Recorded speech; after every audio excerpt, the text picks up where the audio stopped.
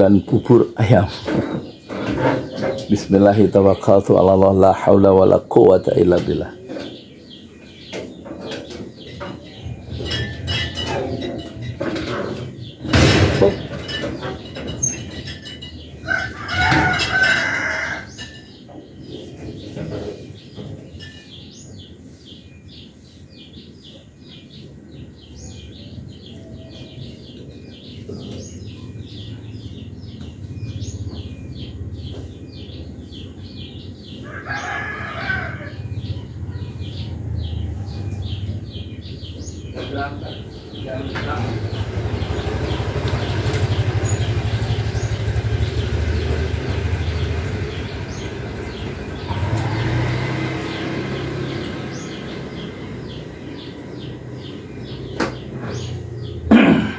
Berangkat dulu.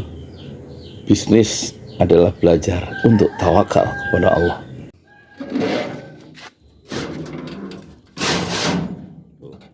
Ayam ya, sambal seledri, bawang. Ini buburnya di Magic Jar. Ini mangkok apa, dan gelas bersih. Nah, ini kari ayam ya.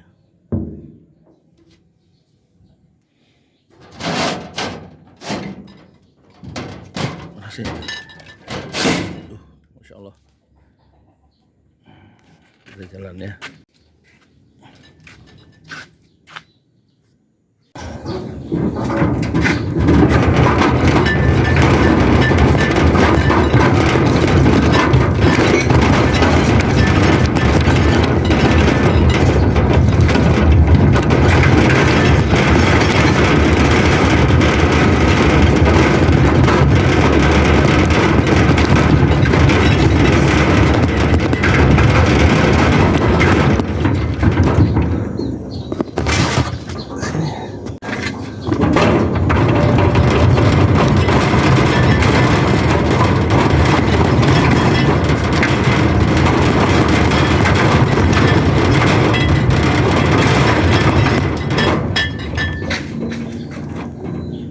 Anjir.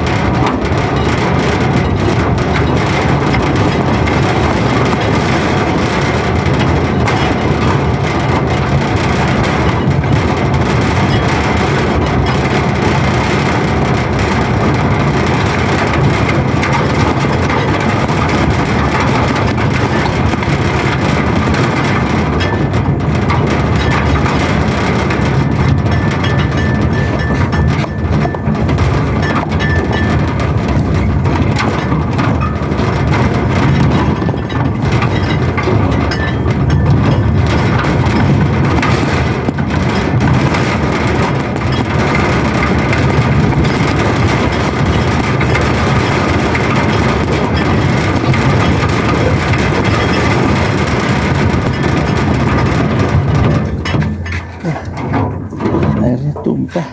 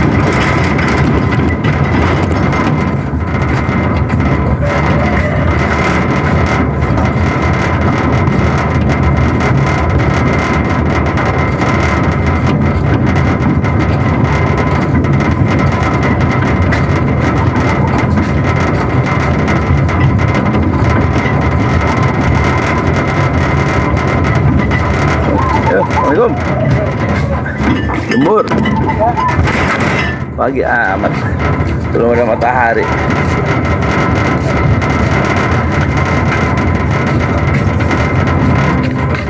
Tak kelihatan wajahku.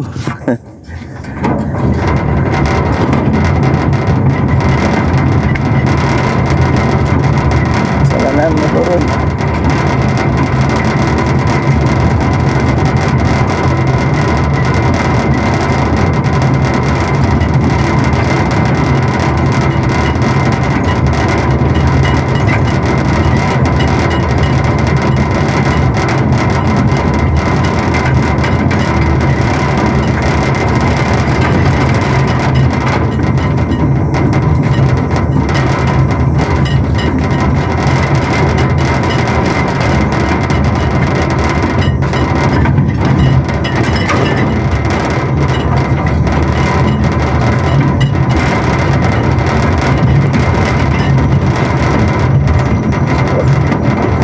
Pagi-pagi udah nyarap deh.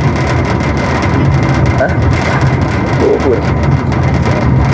Iya, ngangkut doang.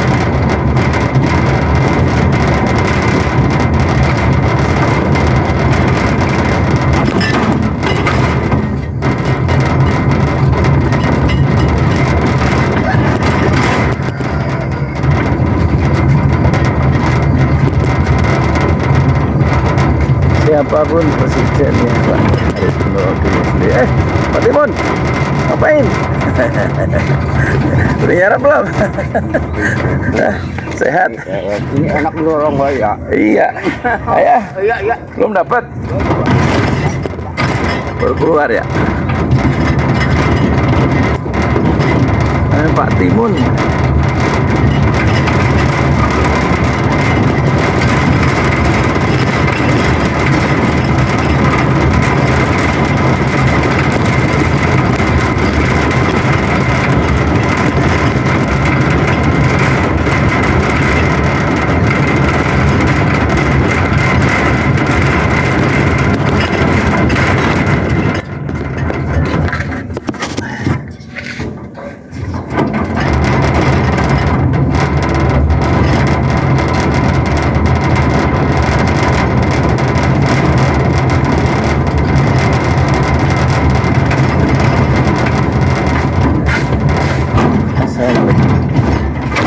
Nyapu mak, kebul ya.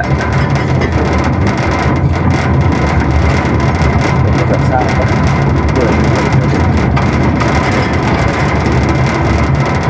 Assalamualaikum. Bakar sampah pagi-pagi ya. Alhamdulillah. Mudah-mudahan.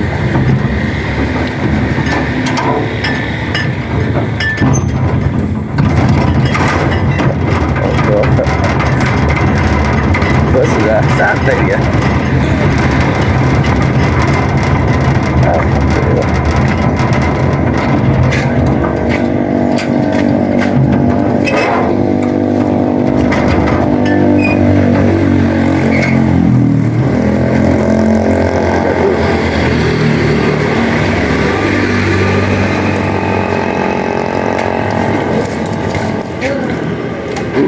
Bubur yang jualan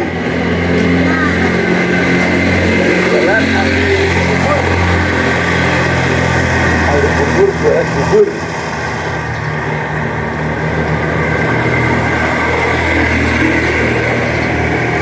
Jam berapa udah sini? Jam berapa udah di sini? Udah jam 3. Bangunnya ya luar biasa.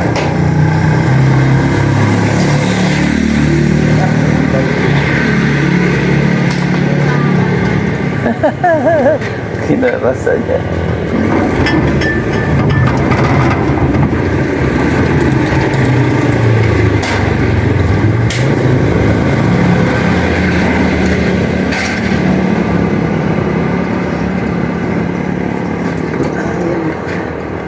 Buka deh.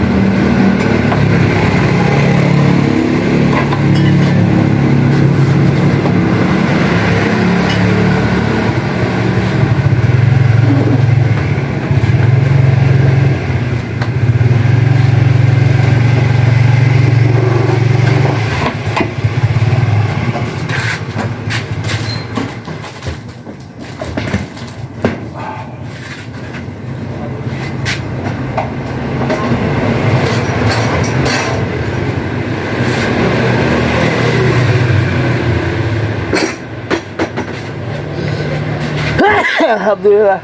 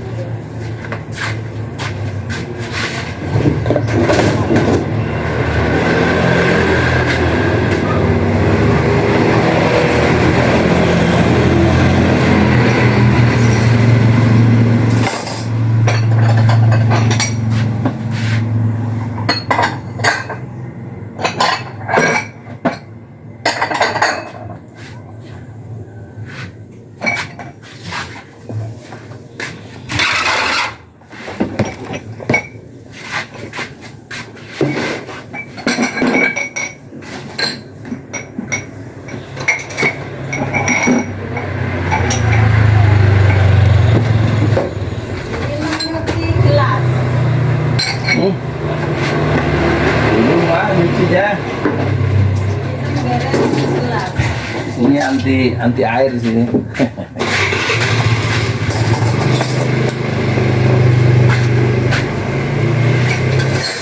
Air mahal.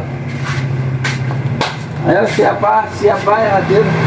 Ya, absen.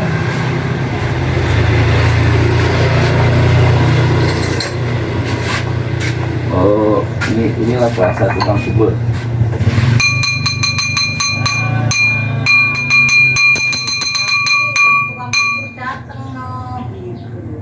Inilah dia.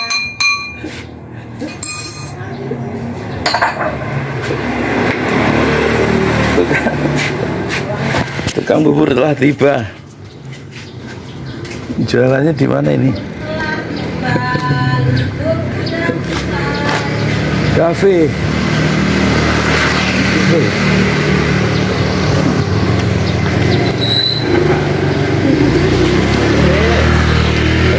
Posting balik. Oh iya.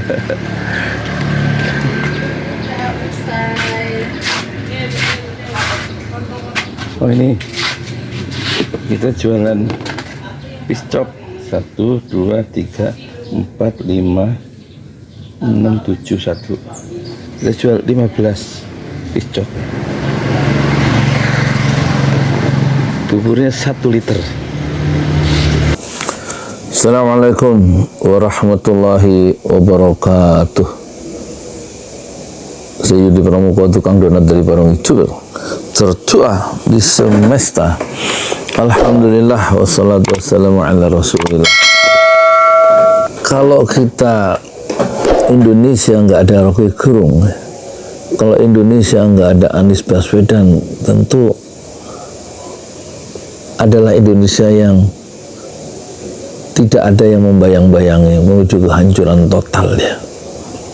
Kita lihat Rocky Gerung sejak 5 tahun yang lalu ya, setidak-tidaknya dalam konteks pesantren Ojo Lali betul-betul itu viral waktu saya bikin Rocky Gerung melawan pengkhianatan intelektual ya. Itu ada sekitar 15 menit saya bikin di Cijeruk ya, di Kabupaten Bogor, di kawasan di pesantren Darussofa ya. Saat itu dia memang baru muncul melalui media televisi, Rocky Gerung dengan pikiran-pikiran yang tajam ya. Tahun 2018 akhir video itu saya muat hari Rabu ya, tanggalnya 24 Desember ya, tahunnya 2018 ya. Sekarang sudah 2024, jadi hampir 9 tahun yang lalu Rocky Gerung dengan perspektifnya yang kaya, bacaan yang luas, dan analisisnya yang tajam, serta hentakan-hentakannya terhadap pilar-pilar kekuasaan yang korup dan zolim, itu membuat kita tersadar ya, bahwa ternyata Indonesia itu memang seperti kata Rocky Gerung, ditulis oleh para pengkhianat ya. Agak sukar dibayangkan kalau sekarang itu kita membayangkan bahwa Indonesia 8 tahun terakhir tanpa Rocky Gerung, tentu Indonesia betul-betul gelap sama sekali. Justru meskipun dia seorang muslim, cahaya-cahaya intelektual dan percikan-percikan intelektualnya itu membuat kita hanya tersadar bahwa kekuasaan itu memang bisa menenggelamkan kita semua, karena tamaknya, sifat tamak, sifat rakus, dan sifat yang tidak kenal batas dari kekuasaan ini. Memang kekuasaan itu memabukkan, bukan hanya memabukkan dan menenggelamkan si penguasa itu dan rejimnya, dan melahirkan para penjilat-penjilat ya di sekeliling kekuasaan itu, dan itu semua disingkapkan ya, para penjilat-penjilat kelakuannya, para penguasa-penguasa yang rakus itu disingkapkan oleh Rocky Gerung hanya semata-mata dengan kekuatan refleksinya, kekuatan intelektualnya, dan bagaimana sejarah menjadi cermin dan bisa menerangi ya, Indonesia modern kita. Dan aktivitas intelektualisme dari Rocky Gerung sangat bermanfaat ya, untuk Indonesia, bukan hanya untuk Indonesia, terutama untuk penguasa-penguasa yang tidak ada yang memberikan satu teguran ya, yang teguran itu sangat modern terdengarnya, dibungkus, bukan hanya dibungkus, memang dibangun dalam kerangka demokrasi yang bagaimana demokrasi yang matang dan sehat. Dan Rocky Gerung memberikan semacam pilar-pilar atau dasar-dasar atau asas-asas bagaimana Indonesia yang demokratis itu seharusnya dijalankan, terutama oleh para penguasa yang cenderung untuk korup, penguasa yang cenderung untuk zolim, penguasa yang cenderung untuk berbuat semena-mena terhadap rakyatnya. Kemarin saya dengar ada teman saya bilang waktu makan bubur di warung, dia baru saja membayar pajak motor. Kenapa sekarang sampai 300 sekian? Dulu berapa? Dulu 100 sekian. Jadi naik luar biasa pajak motor. Siapa yang naikkan? Penguasa kan? Penguasa yang zalim. Kenapa?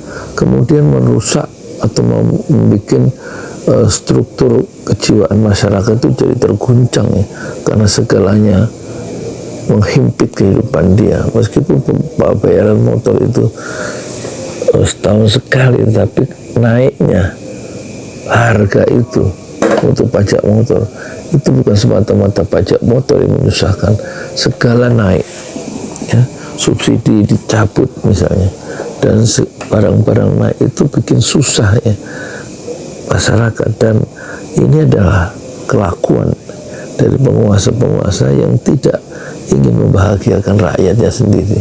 Terus penguasa itu atau pemerintahan itu dibuat untuk apa, ya kan? Ya untuk kesejahteraan rakyatnya sendiri, bukan untuk menggemukkan ya pundi-pundi emas dan dinar para penguasa dan penjilat-penjilatnya di sekitar kekuasaan itu, dalam konteks mengingatkan kembali, menegur penguasa agar lebih mensejahterakan rakyatnya. Itu Roky Gerung hadirnya secara signifikan sangat memberikan satu dampak yang luas ya. Kata Roky Gerung, kalau kita ingat, dia pernah bicara bahwa negara atau pemerintah itu punya potensial, hanya negara yang punya potensi untuk berbuat ketidakadilan, berbuat zalim. Rakyat tidak punya potensi ya, tidak punya kemungkinan untuk berbuat tidak adil. Kenapa? Yang punya kekuasaan itu hanyalah penguasa. Yang berbuat tidak adil kemungkinan besar hanya penguasa, karena dia yang punya kekuasaan, kewenangan yang besar, dan dia yang punya anggaran, dan dia punya infrastruktur dari atas sampai bawah. Jadi potensi untuk berbuat tidak adil itu memang dalam perspektif Roky Gerung memang ya hanya dimiliki oleh penguasa. Oleh karena itu kehadiran Roky Gerung itu betul-betul ditakuti oleh penguasa yang memang tamak dan ingin mengeruk keuntungan yang sebesar-besarnya. Kita lihat menteri-menteri yang sangat mewah, penguasa-penguasa yang sekarang sebentar lagi lengser ya, rejim ini, mereka mendapatkan terlalu banyak, sementara rakyat mendapatkan terlalu sedikit atau tidak mendapatkan apa-apa, hanya mendapatkan BLT.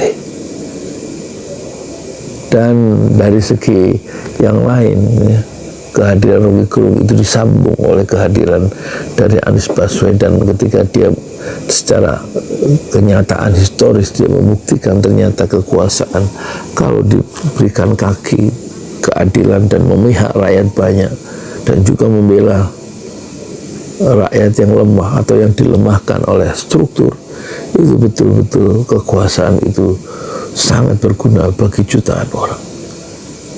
Anies Baswedan sudah membuktikan waktu dia menjadi gubernur Jakarta, dan kehadiran Anies Baswedan yang sudah mempunyai laboratorium di DKI, dan dia bisa mengeksekusi gagasan-gagasan keadilan untuk semua kelompok yang diperlukan setara, dan kemudian rakyatnya diberikan kebahagiaan, diberikan dana, mahasiswa, lansia, marbot masjid, ya, kemudian rumah-rumah ibadah dari berbagai macam agama. Itu diperlukan dengan keadilan seorang penguasa yang bernama Anies Baswedan. Ini adalah contoh konkret seorang atau keadilan itu dieksekusi dalam ruang-ruang yang nyata dalam sejarah-sejarah politik Indonesia modern. Sementara Roky Gerung menegakkan keadilan pada level pikiran yang membetulkan kembali cara berpikir penguasa dan juga civil society dalam memandang negerinya dan dalam memandang ketamakan-ketamakan para penguasa serta para pengkhianat-pengkhianat di sekitar kekuasaan. Sementara Anies Baswedan mencoba memperlihatkan dengan cara yang genuine, dengan cara yang asolah, dengan cara yang otentik, bagaimana kekuasaan itu didemonstrasikan dan diberikan kaki keadilan, kesetaraan, dan memihak pada orang-orang yang kecil, memihak orang kebanyakan dalam dia membuat sebuah keputusan-keputusan politik. Dan Roky Gerung serta Anies Baswedan itu bagaikan sayap kembar, sayap kanan dan sayap kiri, sehingga burung itu terbang menuju demokrasi yang matang dan sempurna. Tetapi bahaya, badai kadang-kadang bisa menghancurkan sayap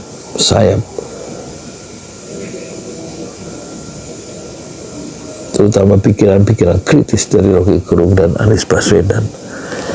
Kita baru tahu ternyata ya, Anies Baswedan mengatakan kalau yang kalah pemilu itu seharusnya menjadi oposisi dan memberikan kesempatan yang fair kepada pemenang pemilu, tetapi ketamakan, kekuasaan dan hubud dunia selalu ingin mengikuti alunan gelombang hedonisme dan alunan hidup yang penuh dengan flexing, itu membuat terjadi koalisi besar di dalam pemerintahan yang baru, dan itu berarti ruang-ruang oposisi, ruang-ruang bersikap kritis akhirnya tidak bisa dimainkan oleh partai-partai politik yang kalah, yang seharusnya dia menjadi oposisi.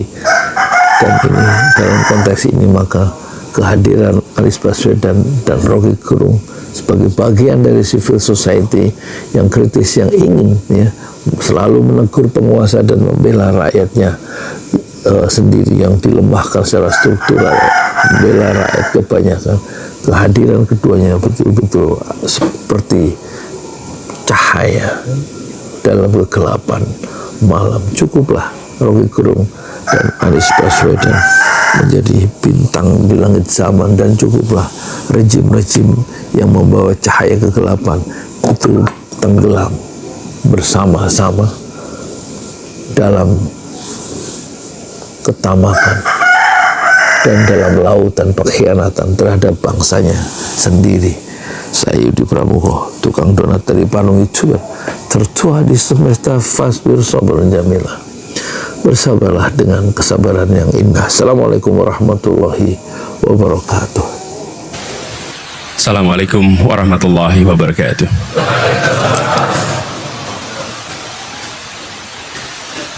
Alhamdulillahirabbil alamin.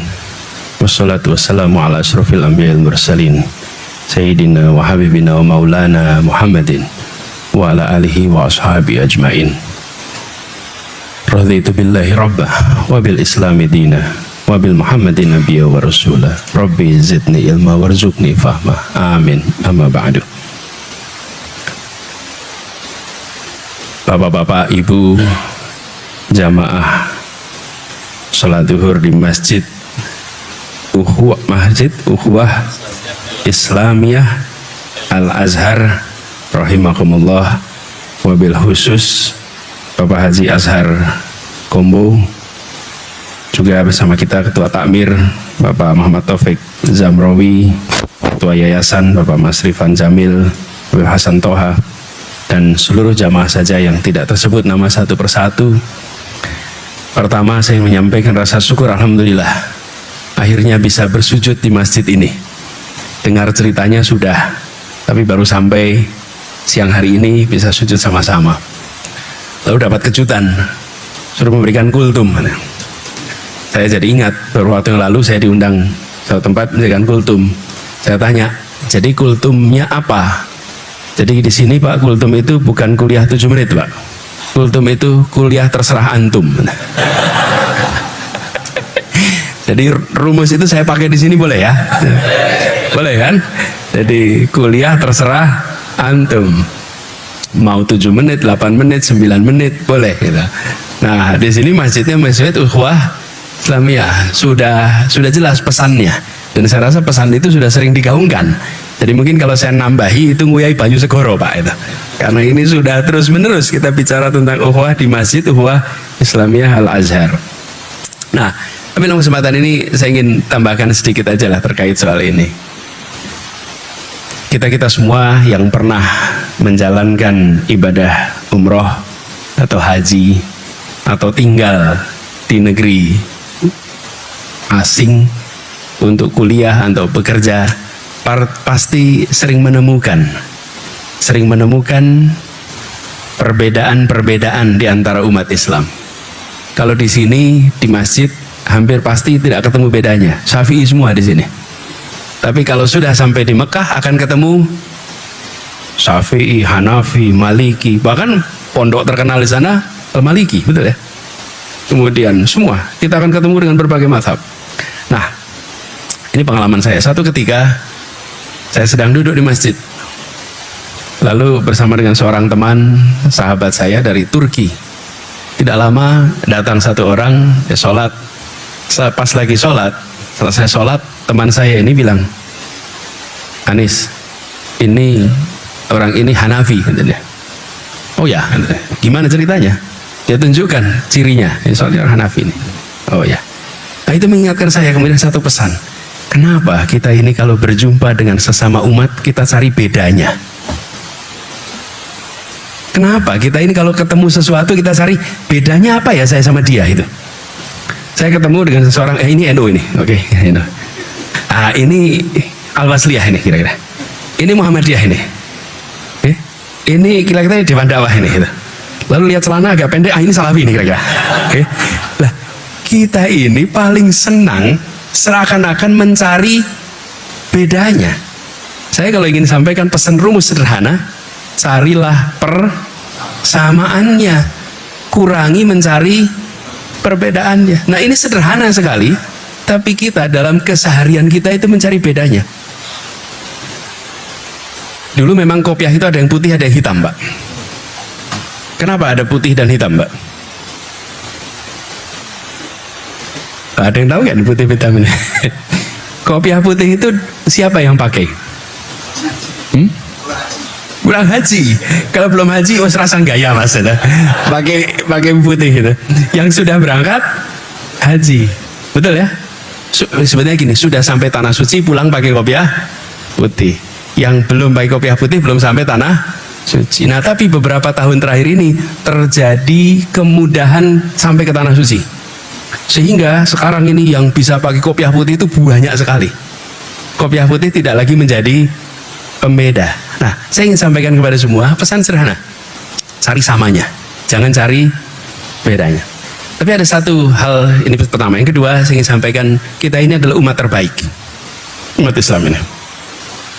Kita ini umat terbaik. Kuntum khairul ummatin ukhrijat linnas ta'muruna bil ma'ruf wa tanhauna 'anil munkar wa tu'minuna billah.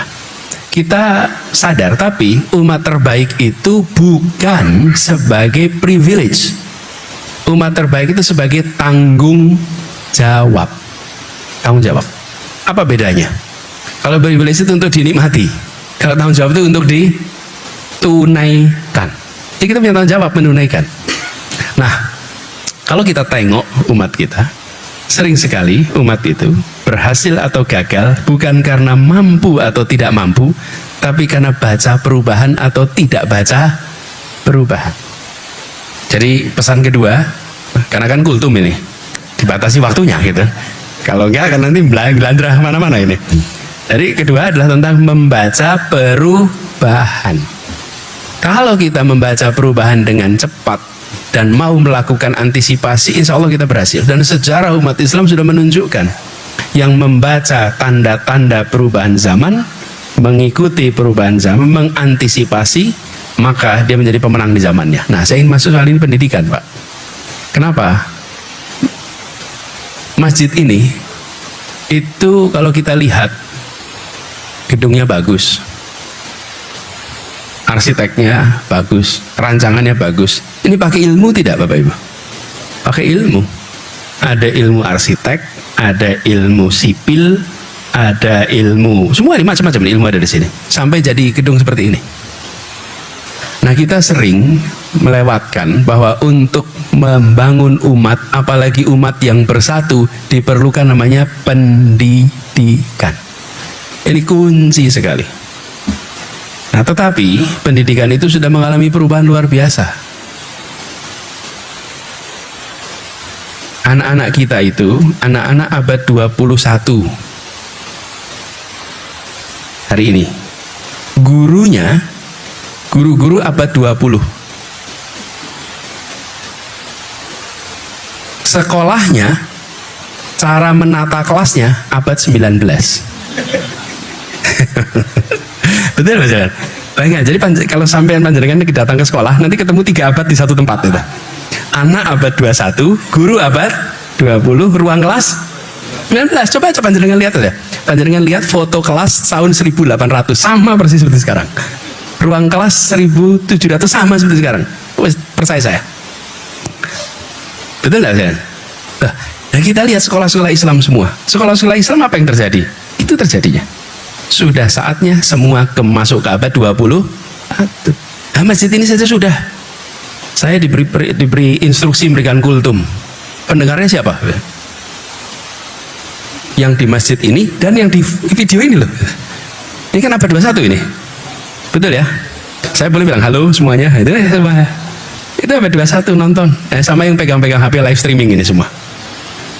Kita masuk di abad 21. Ini satu pesan sederhana.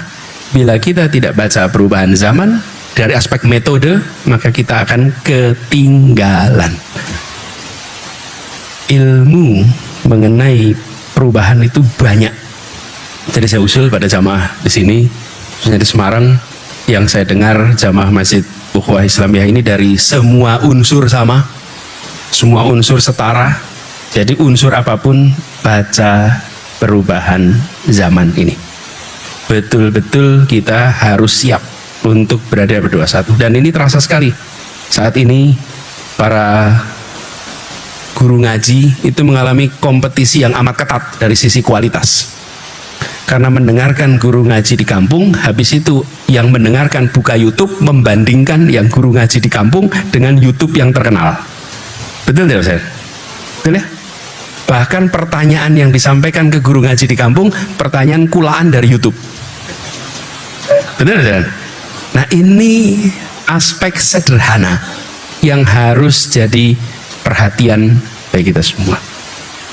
Karena perubahan ini tidak akan mungkin bisa terjadi untuk kita mengejar ketertinggalan kecuali kita sendiri menengok. Nah, untuk itu bagaimana? Saya usul pada kita semua di sini. Saya usul untuk kita tengok perkembangan dunia dan memperhatikan perkembangan dunia. Ini namanya kuliah kan? Ini kan kuliah loh. Kultum loh, kuliah tuh, betul ya kuliah? Bener ya? Jadi kalau kuliah itu dosen tanya boleh dijawab toh? Nah, tadi kan dibilang tidak boleh tanya jawab. Maksudnya jangan tanya ke dosennya gitu enggak. Tapi dosennya tanya sama mahasiswanya boleh toh? Boleh ya. Nah, sekarang saya mau tanya nih. Yang membaca berita tentang Indonesia setiap hari mohon acungkan tangan. Lo yo mosok gak baca berita nanya yang berani acungkan tangan. Saya pengen tahu yang acungkan tangan. Yang melalui medsos boleh, melalui koran boleh, pokoknya mengikuti berita Indonesia setiap hari. Banyak juga yang nggak ikutin berita ya gitu. Huh? Kalau mengikuti berita Semarang tiap hari malah enggak. Masalah betul ini. Berita tentang Indonesia tiap hari. Saya ulang coba. Siapa yang ngikutin? Acungkan tangan. Mohon supaya kita bisa tahu. Banyak apa-apa. Malah justru saya pengen tahu. Banyak. Alhamdulillah. Kalau nggak baca tuh malah unjuk jenengan ngopo gitu loh bentino. Alhamdulillah. Syukur alhamdulillah. Pertanyaan kedua. Acungkan tangan. Siapa yang membaca berita internasional tiap hari?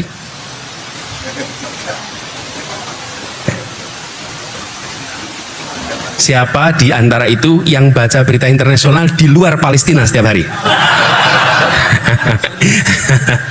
Kalau Palestina semuanya baca, di luar soal Palestina tiap hari. 2, 3, 4. Ini salah satu persoalan yang kita hadapi. Kita bukan tidak mampu, tapi kita tidak membaca apa yang sedang terjadi di luar begitu cepat.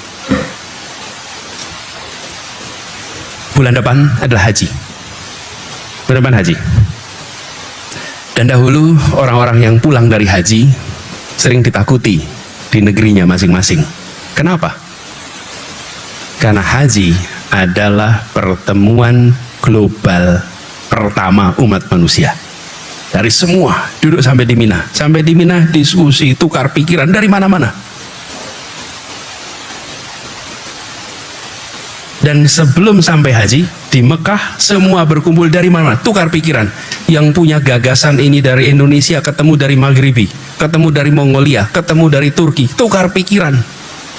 Forum global pertama dunia itu namanya haji. Karena itulah orang-orang pulang haji itu tercerahkan. Mengapa? Karena dia lihat dunia. Ketika kembali ke kampungnya masing-masing, dia membawa pikiran-pikiran tentang perubahan, pikiran-pikiran tentang kemajuan, pikiran-pikiran tentang apa yang terjadi di luar sana. Karena waktu itu belum ada ini, belum itu ada. Dan haji itu kemudian ya diberi titel, ya diawasi. Kalau di Indonesia pulang haji diawasi Belanda, ya, karena ini membawa ide kemerdekaan pasti, karena ini membawa ide perjuangan pasti. Sudah berangkatnya perlu modal, pulang bawa gagasan, modal gagasan. Nah itu mengerikan, Pak. Sekarang kita punya alat ini, tidak perlu itu saja. Malah bahkan sekarang haji kita itu yang Indonesia kumpul sama Indonesia, yang Malaysia sama Malaysia, yang Thailand sama Thailand, yang Turki sama Turki, betul ya? Kalau dulu bergabung dan bahasa pemersatunya bahasa Arab. Nah, sekarang saya usul antisipasi perubahan. Baca, lihat apa yang sedang terjadi. Karena kita tidak bisa mengubah nasib kita. Tidak bisa kita mengubah nasib kita dengan menunggu harapan yang lain. Harus kita sendiri yang mengikhtiarkannya. Jadi pesan keduanya adalah tentang membaca perubahan. Kalau itu dikerjakan, insya Allah kita naiknya sama-sama. Kalau tidak, maka yang baca perubahan naik lebih cepat, yang tidak baca perubahan tertinggal, lalu yang tertinggal dan yang tercepat sulit dipersatukan. Kalau bapak-bapak, ibu bisa menunjukkan kepada saya contoh persatuan dalam ketimpangan, saya pengen nonton Bapak Ibu. Persatuan dalam ketimpangan, kalau ada. Tidak ada. Persatuan selalu ditopang dengan rasa keadilan. Dan keadilan itu dapat lewat kesetaraan. Nah, kesetaraan dapat lewat kemajuan yang bersama-sama. Jadi ini yang kita harus ikhtiarkan sama-sama. Semoga apa yang selama ini menjadi ikhtiar di Masjid Ukhuwah Islamiyah ini akan dimudahkan pencapaiannya. Dan semoga yang memberikan wakaf tempat ini akan dilipat gandakan pahalanya, dilipat gandakan rizkinya, dan seluruh yang terlibat akan tercatat memiliki sumur pahala yang alirannya tidak pernah berhenti. A'udzubillahi minasyaitonirrajim. Bismillahirrahmanirrahim. Allahumma shalli wa sallim wa barik ala sayyidina Muhammad wa ala alihi wa ashabihi ajmain. Rabbana la tuzigh qulubana ba'da idh hadaitana wa hab lana min ladunka rahmah innaka antal wahhab. Rabbana hab lana min azwajina wa dzurriyyatina qurrata a'yun waj'alna lil muttaqina imamah waj'alna lil muttaqina imamah waj'alna lil muttaqina imamah. Rabbana la tu'akhidna in nasina aw akhtana. Rabbana wa la tahmil alaina isran kama hamaltahu 'alal ladzina min qablina. Rabbana wa la tuhammilna ma la taqata lana bih wa'fu 'anna waghfir lana warhamna anta maulana fangsurna 'alal qaumil kafirin fangsurna 'alal munafiqin fangsurna 'alal zalimin. Rabbana atina fid dunya hasanah wa fil akhirati hasanah wa qina adzabannar. Subhana rabbika rabbil izzati amma yasifun wa salamun alal mursalin walhamdulillahi rabbil alamin. Assalamualaikum warahmatullahi wabarakatuh.